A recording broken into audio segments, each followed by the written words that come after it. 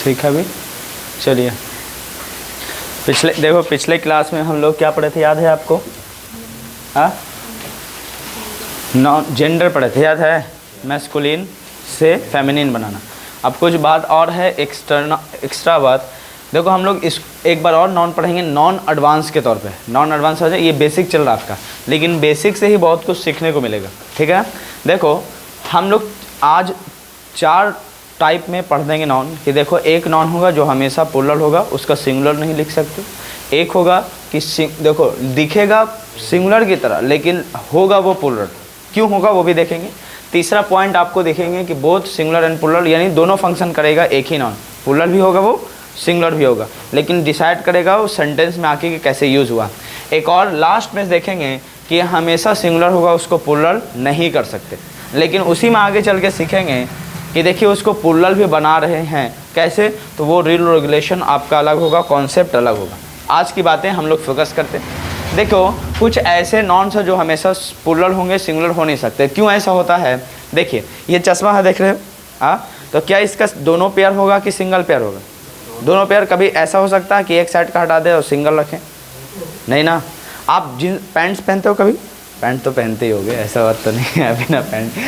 अब पैंट पहनोगे तो क्या ऐसा कभी डिज़ाइन आया है कि एक तरफ का साफ है एक तरफ से है? ऐसा तो हो नहीं सकता।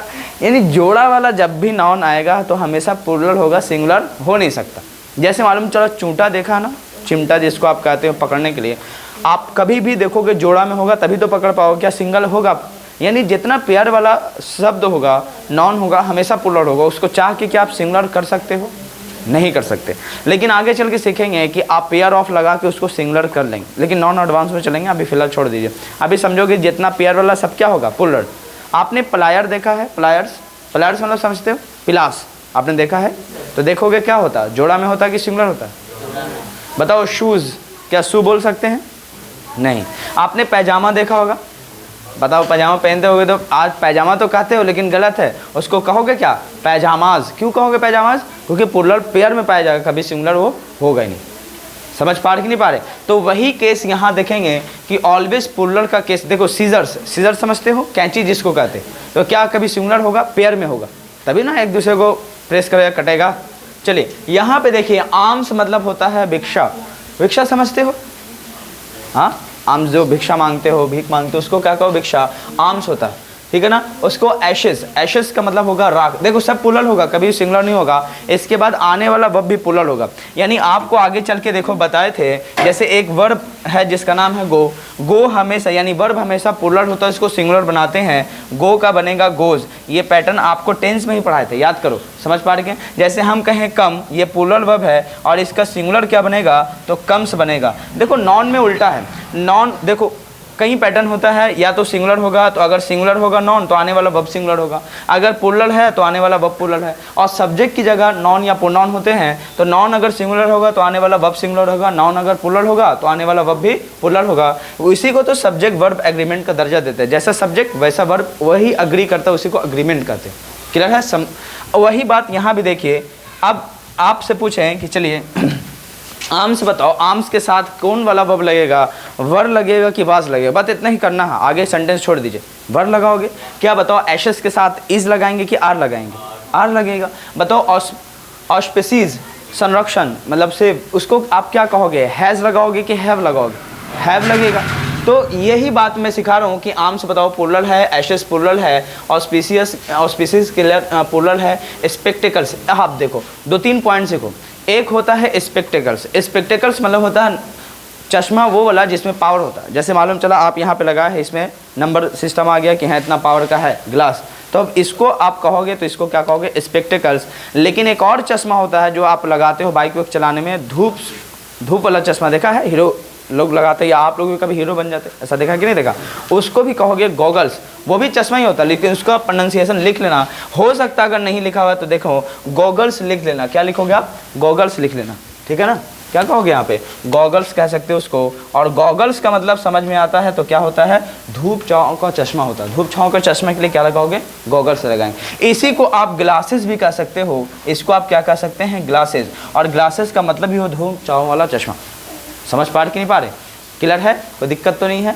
अब यही बात यहाँ से आप जोड़ सकते हैं, इसके प्लुरल की कैटेगरी होगा। बताइए स्पेक्टेकल्स का मतलब होगा चश्मा, कौन सा चश्मा, समझ में आ गया।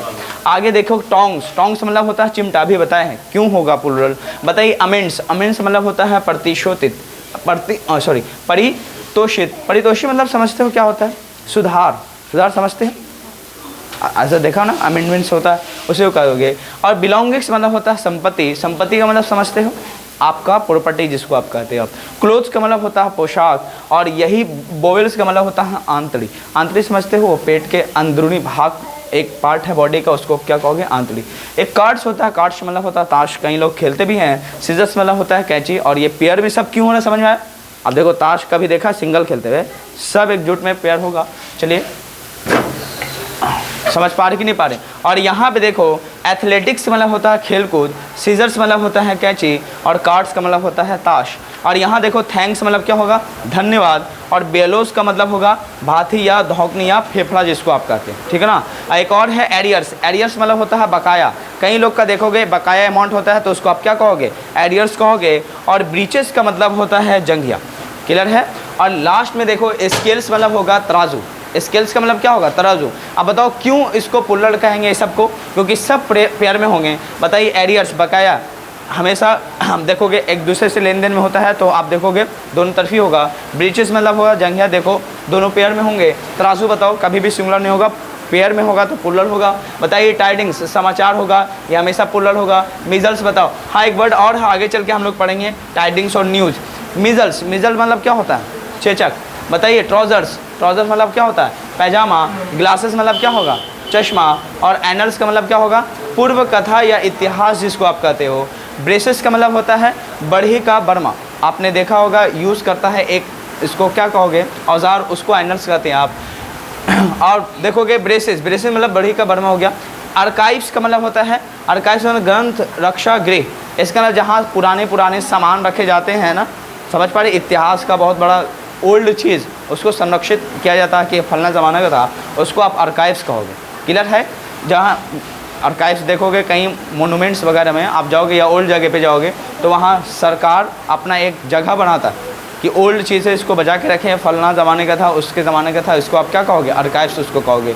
सेल्स मतलब क्या होगा, मुहर कहेंगे। सेविंग्स मतलब होगा संचित धन, जिसको बचत अमाउंट कहते हो, सेविंग्स बचा हुआ। फायर वर्क्स मतलब होता है आतिशबाजी, फायर वर्क नहीं लिखेंगे, क्या कहेंगे, फायर वर्क्स। फायर वर्क्स मतलब होता है आतिशबाजी।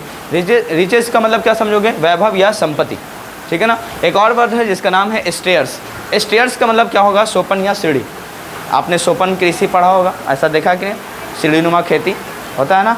चलिए आगे, असेट्स का मतलब क्या समझोगी, पूंजी। क्या असेट लिख सकते हैं, नहीं लिखेंगे, क्या कहेंगे, असेट्स कहेंगे। रिमेन्स का मतलब होता है अवशेष, समझ पा रहे हैं, बचा हुआ जिसको आप कहोगे, शेष भाग। जिसको कॉन्ग्रेचुलेशंस लिखते हैं, कभी कॉन्ग्रेचुलेशन नहीं लिखते, कॉन्ग्रेचुलेशंस लिखना पड़ेगा, बधाई होता है। एक और नाम है जिसका नाम है अर्निंग्स। अर्निंग्स मतलब क्या होगा, कमाई। ये सभी वर्ड क्या होंगे, हमेशा प्लुरल होंगे, कभी सिंगुलर नहीं लिखे जाते।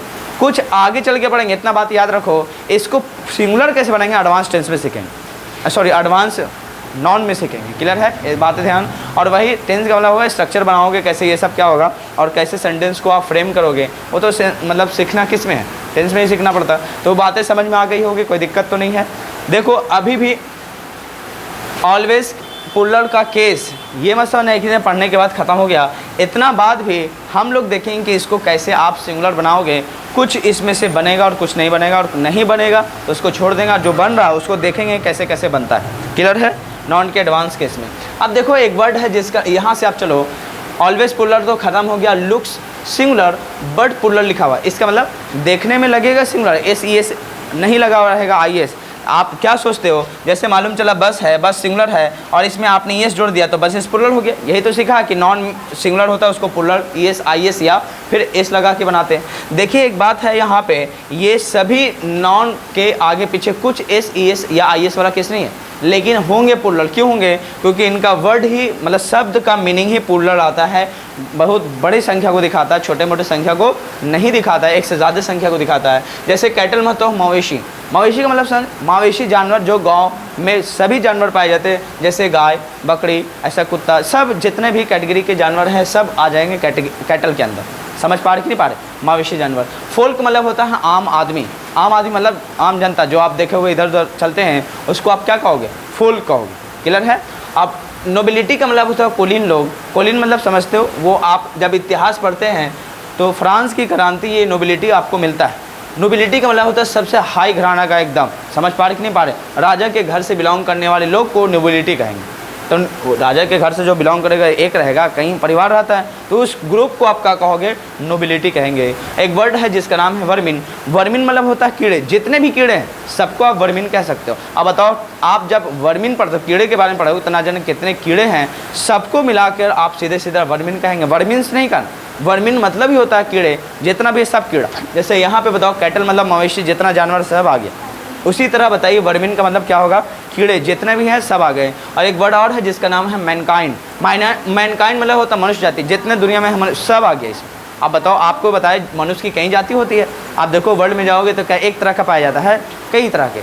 समझ पा रहे? कहीं गोरा, कहीं काला, कहीं ब्राउन, हर तरह का। समझ पा रहे कि नहीं? लेकिन सबको मिला के आप क्या कहोगे? मैनकाइंड होगा। एक वर्ड है जिसका नाम है जेंट्री। जेंट्री मतलब होता है कुलीन लोग। देखो ये भी कुलीन, ये भी कुलीन, दोनों में अंतर क्या है? ये जेंट्री का मतलब होता है पढ़ लिख कर आगे बढ़ा, पढ़े लिखे लोग का एक ग्रुप, बड़ा संगठन। समझ पा रहे कि नहीं? जो पढ़े लिखे लोग हैं उसको आप सीधे सीधे जेंट्री कहोगे। क्लियर है? जैसे मालूम जो आप पढ़ लिख लिया और ग्रुप में शामिल हो गए कि बड़े लोग हैं, समझ पा रहे कि नहीं पा रहे, उसको आप क्या कहोगे? जेंट्री कहोगे। और ये नोबिलिटी का मतलब कुलीन लोग ये भी है, कुलीन लोग ये भी हैं, लेकिन दोनों कुलीन में अंतर है। ये मत समझना ये कुलीन लिख दिया, ये कुलीन, तो हिंदी से हम नोबिलिटी बराबर जेंट्री, अंतर। हाँ साइनोनिम्स में ले सकते हो थोड़ा बहुत, लेकिन 100% ये साइनोनिम्स हो ही नहीं सकता कि दम यही है। समझ पा रहे कि नहीं पा रहे? वही वर्ड है जिसका नाम है कैवेलरी। कैवेलरी मतलब होता है घुड़सवार फौज। आपने देखा होगा कई फौज लड़ते थे पहले ज़माने में घुड़सवार होकर एक ग्रुप में, सभी फौज को एक बार में आप क्या कह सकते थे? कैवेलरी कह सकते हो। क्लियर है? तो कैवेलरी का मतलब क्या होगा? घुड़सवार फौज, एक बार में जो मतलब फाइट कर रहा है चढ़कर। पीपल मतलब लोग। अब बताओ जितने भी लोग हैं सब हो जाएंगे। एक वर्ड है जिसका नाम है पोल्ट्री। और पोल्ट्री मतलब घरेलू मुर्गे या बत्तख। अब बताओ जब बत्तख या मुर्गे घरेलू में पालोगे क्या एक होता है? कई बुरा जाति होता है और कई जाति को मिलाकर आप उसको क्या कहोगे? पोल्ट्री कहोगे। लेकिन होगा तो मुर्गा या मुर्गी होगा, बत्तख होगा। समझ पा रहे कि नहीं पा रहा? एक से ज़्यादा होगा, पूरा ग्रुप होगा, कई जाति होंगे, उसमें मिले तो उसको पोल्ट्री आप कहेंगे। एक वर्ड है जिसका नाम है इन्फेंट्री। इन्फेंट्री का मतलब होता है पैदल सेना।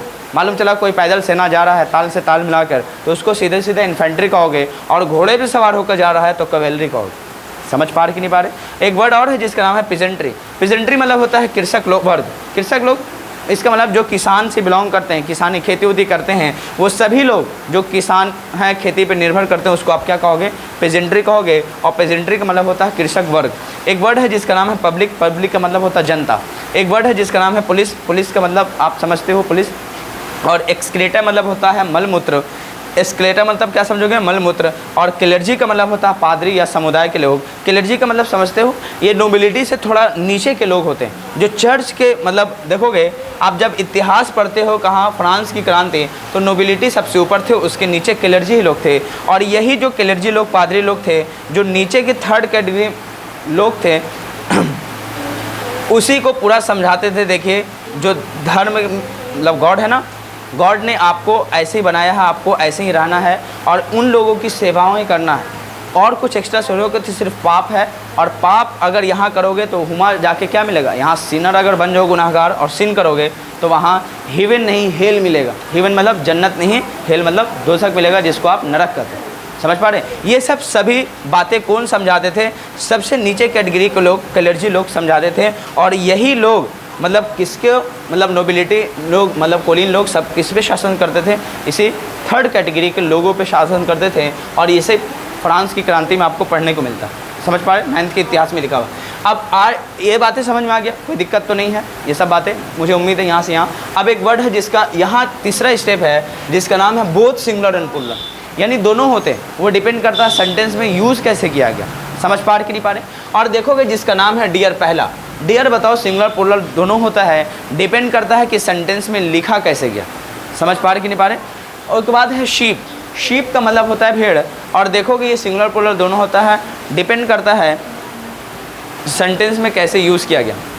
अगर हम आपसे कह दें कि दिस शिप, है ना, दिस शिप, तो भी सही है। अगर हम लग दें दीज कर दें, उसके बाद हम कहें शीप, तो भी सही है, दोनों गलत नहीं है। यहाँ शीप्स नहीं होगा, ये प्लूरल में भी शीप होगा और सिंगुलर में भी शीप होगा। फ़र्क यह है कि इनके बाद आने वाला वर्ब सिंगुलर होगा और इनके बाद आने वाला वर्ब प्लूरल होगा, क्योंकि इसको दिखा दिया है दीज, ये सभी शीप मतलब भेड़ है, और यहाँ हो जाएगा दिस शिप मतलब यह भेड़। क्लियर है, इस तरह से यूज़ किया जाता है। उसी देयर है, इनिंग से मतलब होता है पारी, होता है ना, फर्स्ट इनिंग सेकंड इनिंग। देखो पुलिस, अब आगे चल के हम लोग एडवांस केस में पढ़ेंगे। यहाँ पे देखो आपको मिला है कि पुलिस क्या होता है भाई, प्लूरल के कैटेगरी में आप लेते हो। यहाँ पे देखो आगे चल के सिंगुलर प्लूरल दोनों होगा, और यहीं पे देखिए आगे चल के पब्लिक भी होगा सिंगुलर, जुरी भी आप कहोगे सिंगुलर होगा, प्लूरल दोनों होगा, कमेटी मतलब भी होगा, समुदाय जिसका मतलब होता है सिंगुलर प्लूरल दोनों होगा, और टीम भी सिंगुलर प्लूरल दोनों होगा। डिपेंड करता है कि कैसे यूज़ किया गया है। उसी तरह सोसाइटी भी सिंगुलर प्लूरल दोनों होगा। समझ पा रहे कि नहीं पा रहे। सब नॉन एडवांस के केस में पढ़ेंगे। बस जब आपको एक और स्टेप पढ़ाने के बाद, जिसका नाम है, जिसको आप क्या कहते हो, एपोस्ट्रोफे केस वाला, समझ पा रहे हो, उसको अगर पढ़ा देंगे तो हम लोग फिर आगे बढ़ेंगे और एडवांस नॉन में पहुंच जाएंगे। एडवांस नॉन 2-3 केस चलेगा, उसके बाद वहाँ ख़त्म हो जाएगा। आप फिर मिला के सब एक बार आपको क्वेश्चन देंगे, मर्ज करके देखेंगे कि कितना आपको समझ में आए। समझ पा रहे कि नहीं पा रहे, ये बातें क्लियर है, कोई दिक्कत तो नहीं है। चलो अगला आप पॉइंट लिख लें कि ऑलवेज सिंगुलर लिखो, always singular. Some nouns are always found in their singular form. Plural होते ही नहीं हैं, हमेशा सिंगुलर होते हैं, हमेशा सिंगुलर होते हैं। क्लियर है। आप देखो हमेशा सिंगुलर होते हैं। आप जब आप नोट्स निकालोगे अपना बुक, तो उसमें सभी बातें लिखी हुई, समझ पा रहे कि नहीं पा रहे। लेकिन फिर भी मैं समझा देता, तो सर क्यों सिंगुलर, प्लूरल क्यों नहीं। देखिए आपको एक बात बताएं, जो चीज़ काउंटेबल ही नहीं है, अनकाउंटेबल है, तो क्या आप उसका प्लूरल बनाएंगे, पहला क्वेश्चन मार्क। जो चीज़ काउंटेबल ही नहीं है, अनकाउंटेबल है, उसको गिना ही नहीं जा सकता, तो क्या उसका प्लूरल बनाना संभव है, बिल्कुल नहीं। समझ पा रहे कि नहीं पा रहे। तो वही चीज़ जितने अनकाउंटेबल के नॉन के कैटेगरी में लाएंगे, सभी क्या होगा, तो उसको सिंगुलर ही रखेंगे, कभी प्लूरल उसका नहीं हो सकता। और वही वर्ड पहले देखोगे, कई वर्ड है ऐसे, जैसे मैं कुछ बातें यहाँ पे लिख दे रहा हूँ, ठीक है। जैसे मालूम चला इन्फॉर्मेशन, क्या है, इन्फॉर्मेशन। इन्फॉर्मेशन का मतलब होता है सूचना। समझ पा रहे कि नहीं पा रहे। जैसे मालूम चला न्यूज़, न्यूज़ अनकाउंटेबल नॉन है, न्यूज़ कभी नहीं होगा, हमेशा सिंगुलर लिखोगे। समझ पा रहे कि नहीं पा रहे, इसका प्लूरल नहीं हो सकता। क्लियर है। जैसे बताइए पोइट्री, पोइट्री जैसे हम कहें आपको जिसका नाम है फर्नीचर, क्या है, फर्नीचर, वो फर्नीचर्स कभी नहीं होगा, हमेशा क्या होगा, फर्नीचर। फर्नीचर का मतलब होगा सभी चीज़ों को मिलाकर ही कहते, लेकिन होता है सिंगुलर। जैसे मालूम चला फर्नीचर का मतलब क्या समझो, टेबल हो गया आपका, आपके बेडरूम में जाते होता है कि आपका टेबल हो गया, और होता चेयर होता है, आपने देखा है ना, अलमीरा है, सब मिला के इसको क्या कहोगे, फर्नीचर कहोगे। जैसे पोइट्री में भी कई सेक्शन होते हैं, जैसे लिरिक्स है, बैलेड है, सभी को मिला के आप पोइट्री कहते हैं। समझ पा रहे कि नहीं पा रहे। सोनेट्स है, सभी को मिला के आप पोइट्री कहोगे। न्यूज़ है, इन्फॉर्मेशन है, बताओ इसको कभी कौन नहीं, इन्फॉर्मेशंस कभी नहीं लिखेंगे। समझ पा रहे, कोई दिक्कत की बात तो नहीं है। और कई ऐसे आपको वर्ड मिलेंगे जो हमेशा सिंगुलर होंगे, कभी प्लूरल नहीं हो सकता। फर्नीचर्स कभी नहीं लिखेंगे, पोइट्रीज़ कभी नहीं लिख सकते, न्यूज़ कभी नहीं लिख सकते, उसी तरह इन्फॉर्मेशन कभी नहीं लिख सकते। क्लियर है, कोई दिक्कत तो नहीं है। समझ पा रहे कि नहीं पा रहे। आप जब लिटरेचर पढ़ोगे तो कई ऐसे वर्ड हैं जो हमेशा आपको मिलेगा। जैसे पोइट्री पढ़ोगे तो पोइट्री कई चीज़ों से बना, फर्नीचर भी जैसे कैसे बना वैसे पोइट्री बना। समझे कि नहीं समझे, ये बातें ध्यान रखना। क्लियर है, कोई दिक्कत तो नहीं है। तो हमेशा क्या होगा, अनकाउंटेबल नॉन की जितनी कैटेगरी होगी सभी क्या हो गए, सिंगुलर हो गए। ऑलवेज सिंगुलर वाला केस है, ये सब क्या है, ऑलवेज सिंगुलर। और ऑलवेज सिंगुलर वाला लिस्ट बहुत बड़ा है, इसको आप ख़त्म नहीं कर सकते। जब एडवांस केस पढ़ाएंगे तो उसमें सेंटेंस जब लिखेंगे तो उसमें बताएंगे। क्लियर है, कोई दिक्कत तो इसमें नहीं है। तो बोलो ये चारों स्टेप क्लियर है। पहला बताओ, सब ही नॉन हमेशा प्लूरल होंगे, सिंगुलर नहीं बनाया जा सकता। दूसरा पॉइंट पढ़ें कि सभी सिंगुलर और प्लूरल, देखो देखने में सिंगुलर केस येस या आई एस नहीं है, लेकिन है वो क्या, प्लूरल। तीसरा स्टेप क्या है, सिंगुलर प्लूरल दोनों। और चौथा स्टेप क्या है, हमेशा क्या होगा, वो सिंगुलर होगा, उसको प्लूरल नहीं कर पाओगे। क्लियर है, कोई दिक्कत तो इसमें नहीं है, पक्का। हाँ, जैसे उसी तरह जैसे हम कहें सीनरी, सीनरी का मतलब क्या होगा, नज़ारा। सीनरी मतलब क्या समझोगे, नज़ारा। और सीनरी मतलब नज़ारा, आप देखोगे, आप जा गए और कहोगे क्या नज़ारा है, तो क्या आप उसको काउंटिंग कर रहे हो, ये तो फील एहसास की बात, समझ। क्या उसको सीनरीज़ का भी कह सकते हैं, नहीं कह सकते। उसी तरह जैसे ऑफ स्प्रिंग होगा, ऑफ स्प्रिंग समझते हो, संतान, समझ पा रहे। जैसे इशू होता है, इशू मतलब होता है संतान, ऑफ स्प्रिंग का मतलब भी होता है संतान, समझ पा रहे। ऑफ स्प्रिंग का मतलब भी क्या होता है, ऑफ स्प्रिंग, ऑफ स्प्रिंग का मतलब भी क्या समझोगे, संतान। कई ऐसे वर्ड हैं जो हम लिख सकते हैं, लेकिन बोर्ड समझ पा रहे भर सकता है, लेकिन शब्द ख़त्म नहीं हो सकते, समझे कि नहीं समझे। ये ऑफ स्प्रिंग का मतलब भी होता है संतान, इशू का मतलब भी होता है संतान, वो कभी इशूज़ नहीं होगा। हाँ, ये मत समझना कि इशूज़ कर देंगे, क्लियर है। हाँ, लेकिन कब इशू बनेगा, समझ पा रहे कि नहीं पा रहे, वो दिखेंगे नॉन एडवांस में, इसको कब हम लोग प्लूरल बना पा रहे, समझे कि नहीं समझे, वो क्लियरिटी आएगा नॉन एडवांस में। क्लियर है, कोई दिक्कत तो नहीं है। तो आपका भी नोट्स है, उसी के पीछे सभी क्वेश्चन दिया हुआ है, जाके इसको फाइंड आउट करके बनाइए। नंबर वाला करो, चैप्टर जो आपका नंबर है ना वहाँ पे पूरा कंप्लीट, आप जाइए फाइंड आउट करो और उसको सॉल्व द मतलब टेस्ट योरसेल्फ वाला है, एक्सरसाइज है, पूरा कंप्लीट करिए। क्लियर है, चलो उसको कंप्लीट करो, देखते हैं आपको कितना आया है। टेस्ट योरसेल्फ में जाएं,